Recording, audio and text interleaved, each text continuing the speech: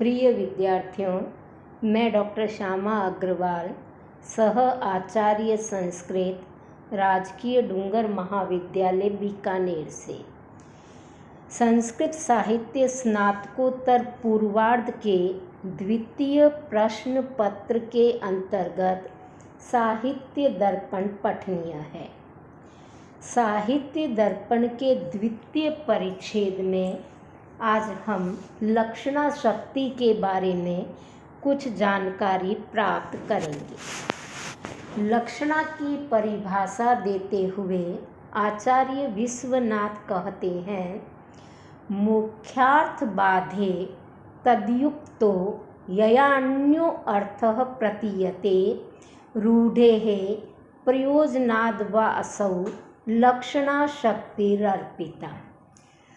अर्थात मुख्यार्थ बाधे, मुख्यार्थ का बाध होने पर तत्युक्तो उस मुख्यार्थ से ही संबंधित परंतु एक अन्य अर्थ प्रतीयते यया जिसके द्वारा प्रतीत होता है, रूढ़ेः वा प्रयोजनात् उस मुख्यार्थ से भिन्न अर्थ प्राप्ति में या तो रूढ़ि कारण होता है अथवा प्रयोजन। यह शक्ति अर्पिता, कल्पिता या अमुख्या शक्ति है जिसका नाम है लक्षणा।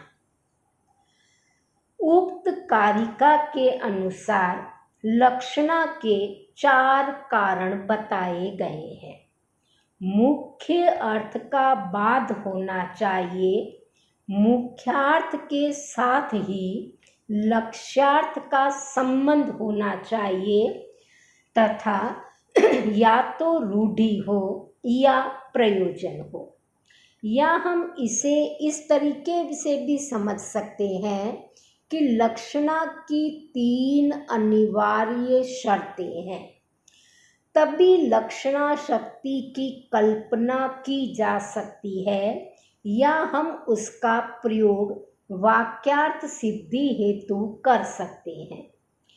हमने पहले भी पढ़ा कि शब्द की मुख्य शक्ति, स्वाभाविक शक्ति, प्राथमिक शक्ति अभिधा है, जो कि शब्दकोश में नियंत्रित अर्थ को प्रदान करती है अथवा साक्षात संकेतित अर्थ को प्रदान करती है। किसी भी वाक्य का प्रथम अर्थ अभिधा के द्वारा ही अभिधेय किया जाता है, प्रदान किया जाता है, परंतु जब उस मुख्यार्थ में कुछ बाधा उत्पन्न हो, मुख्यार्थ में असंगति हो, मुख्यार्थ संगत ना बैठता हो, तो हमें एक अन्य शब्द शक्ति की कल्पना करनी पड़ती है। यह अस्वाभाविक होती है, स्वाभाविक से इतर होती है। यह शब्द की एक काल्पनिक शक्ति होती है, एक थोपी हुई शक्ति होती है, या हम कह सकते हैं अर्पित एक शक्ति होती है। अर्पिता ये कहलाती है, ये अमुख्य शक्ति होती है। इस शब्द शक्ति का प्रयोग तभी किया जाता है जब मुख्यार्थ में बाधा आए। दूसरी लक्षणा की अनिवार्य शर्त है, मुख्यार्थ से ही संबंधित अर्थ लक्षणा के द्वारा ग्रहण किया जाता है। और तीसरी अनिवार्य शर्त है, उसमें या तो रूढ़ि कारण हो अथवा कोई न कोई प्रयोजन कारण हो। इन 3 अनिवार्य शर्तों में से यदि एक भी शर्त फुलफिल नहीं होती है, अर्थात पूरी नहीं होती है, तो वहाँ पर लक्षणा का प्रयोग कदापि नहीं होगा। ये तीनों ही वहाँ होनी चाहिए, मुख्यार्थ बाद, मुख्यार्थ से संबंधित अर्थ, रूढ़ि अथवा प्रयोजन में से कोई भी एक कारण। हम इसको आगे समझें कि प्रथम दो का होना तो लक्ष्यार्थ ज्ञान के लिए परम आवश्यक ही है, परंतु रूढ़ि या प्रयोजन में से किसी एक का होना अनिवार्य है। इस प्रकार लक्षणा की प्रवृत्ति में तीन मुख्य कारण हुए: मुख्यार्थवाद, मुख्यार्थ संबंध और रूढ़ि और प्रयोजन में से कोई एक। यहाँ पर मुख्यार्थवादे तत्युक्तः ऐसा कहकर हेतु पूर्वक विशेष अर्थ का प्रतिपादन करने वाली लक्षणा के द्वारा प्रतिपाद्य अर्थ के स्वरूप का निरूपण किया गया है। यया अन्यो अर्थः प्रतीयते, इससे लक्षणा के लक्षण को स्पष्ट किया गया है। रूढ़ेः प्रयोजनात् वा, यह कहकर आचार्य विश्वनाथ ने लक्षणा के दो भेद कर दिए हैं: रूढ़ि मूला लक्षणा तथा प्रयोजन मूला लक्षणा। शक्ति, इसके द्वारा पहले से कही हुई लक्षणा की शक्ति का स्मरण कराया गया है। अर्पिता कहकर अभिधा शक्ति से लक्षणा की भिन्नता प्रदर्शित की गई है। क्यों? क्योंकि जो अभिधा है वो अर्पित नहीं है, वो शब्द की स्वाभाविक शक्ति है, जबकि लक्षणा शब्द की थोपी गई काल्पनिक या अर्पित शक्ति है। रूढ़ि के लिए वो आगे उदाहरण देते हैं: कलिंगः साहसिकः, कलिंग साहसी है। इत्यादि वाक्यों में कलिंग आदि शब्द देश विशेष आदि रूप में स्व अर्थे असंभवन, अपने अर्थ में अनुपपन्न हो जाते हैं। फिर यया शब्द शक्तिया, जिस शब्द शक्ति के द्वारा स्व संयुक्तान, अपने से संयुक्त पुरुष आदि का प्रत्यायति बोध कराते हैं, वहाँ रूढ़ि लक्षणा होती है।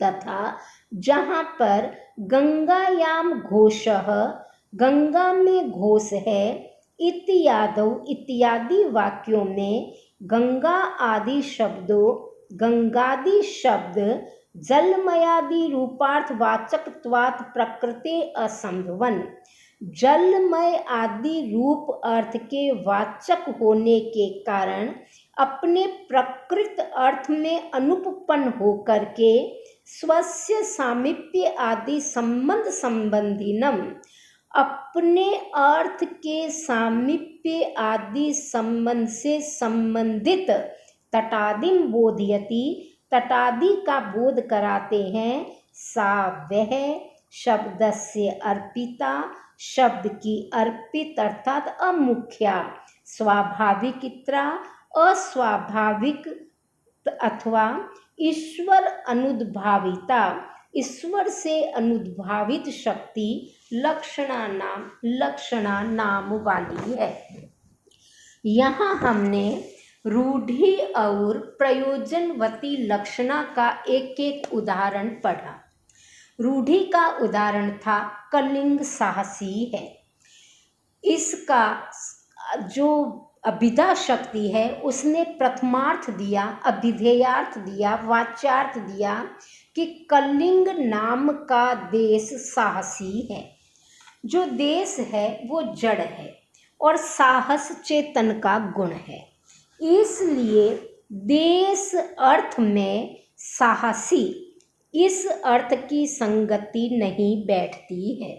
जड़ और चेतन का सामंजस्य नहीं बैठ रहा है। साहसी गुण चेतन का है और कलिंग एक देश का नाम है जो कि जड़ है।